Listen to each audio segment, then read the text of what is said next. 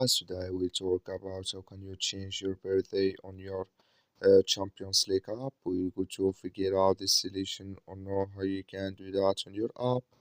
So you just follow these ways, then it's going to work with you.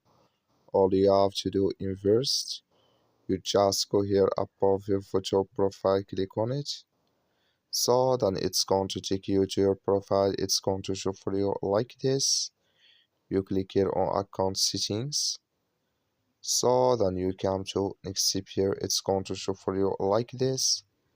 Then you go down, just keep going down here. You come here to date of birth here, and here can you change your birthday in this here. You click here on save. So then here automatically it's going to save with you on your app, on your Champions League app.